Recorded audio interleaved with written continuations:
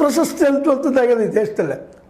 BJPಗೆ ಒಲವಿದ್ದವ್ರಿಗೆ Bharat Ratna BJP ಸರ್ಕಾರ ಇದ್ದಾಗ, ಕಾಂಗ್ರೆಸ್ ಸರ್ಕಾರ ಇದ್ದಾಗ ಕಾಂಗ್ರೆಸ್ನ ಒಲವಿನ ಜನರಿಗೆ ಭಾರತ ರತ್ನ, ಇನ್ನುಳಿದ ಪ್ರಶಸ್ತಿಗಳು ಅತ್ಯಂತ ದುರಂತದ ವಿಷಯ ಇದು.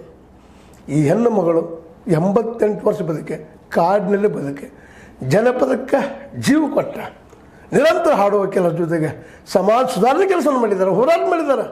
ಅವ್ರು ಹಾಡೋಕ್ಕಿಂತ ಹೆಚ್ಚಿಗೆ ನನಗೆ ಮನಸ್ಸಿಗೆ ಲೈಕ್ ಆದಂಥ ವಿಷಯ ಏನಪ್ಪ ಅಂದ್ರೆ ಸಾರಾಯಿ ವಿರೋಧಿ ಹೋರಾಟ. ಇವತ್ತಿನ ಮಹಾನ್ ನಾಯಕರಿದ್ದಾರೆ ರೀ, ಯಾರೊಬ್ಬರು ಅದ್ರಲ್ಲಿ ಹೇಳ್ತಾ ಇಲ್ಲ, ಮಾತಾಡ್ತಾ ಇಲ್ಲ. ಕೇಳಿದ ತಕ್ಷಣ ಇದೇ ಸಿದ್ದರಾಮಯ್ಯನವರು ಎಷ್ಟು ಟ್ಯಾಕ್ಸ್ ಬರ್ತದೆ ಅದು, ಇದೇ ಕೇಜ್ರಿವಾಲ್ ದೊಡ್ಡದಾಗಿ ಆಮ್ ಆದ್ಮಿ ಕಟ್ಟಿ ಜನಸಾಮಾನ್ಯ ಸಲುವಾಗಿ ನಾವು ಒಂದು ಹೇಳ್ತಾ ಕೇಜ್ರಿವಾಲ್ರು ಸಾರಾಯಿ ಸಿಕ್ಕು ಒದರಿ ಹೋಗಿಬಿಟ್ರು. ಸಾರಾಯಿ ಈ ದೇಶಕ್ಕೆ ಕಟ್ಟಿದ ಮೊದಲು ಶಾಪ ಇದು ಯಾರು ವಿರೋಧಿಸಲಿಲ್ಲ, ಗಂಟು ಬರ್ತದೆ. ಆಮೇಲೆ ಎಲ್ಲ ಶುರುವಾಗಿಬಿಡ್ತಾವೆ, ಭೂ ಮಾಫಿಯಾ, ಆ ಮಾಫಿಯಾ, ಈ ಮಾಫಿಯಾ. ಇಂಥ ಜನರು ತೊಗೊಂಡು ಇವತ್ತು ನಾವು ಸರ್ಕಾರ ರಚನೆ ಮಾಡ್ತಿದ್ವಿ.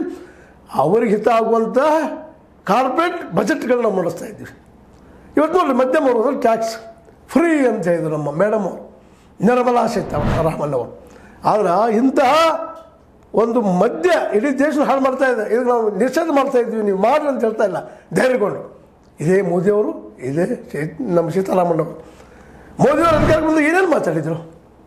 ಅಭಿವೃದ್ಧಿ ಮಾಡ್ತೀನಿ, 2 ಕೋಟಿ ಉದ್ಯೋಗ ಕೊಡ್ತೀನಿ, ಮತ್ತೇನೋ ಮಾಡ್ತೀನಿ, 15 ಲಕ್ಷ ಬಡವರು ಕೊಡ್ತೀನಿ, ಏನೂ ಇಲ್ಲ.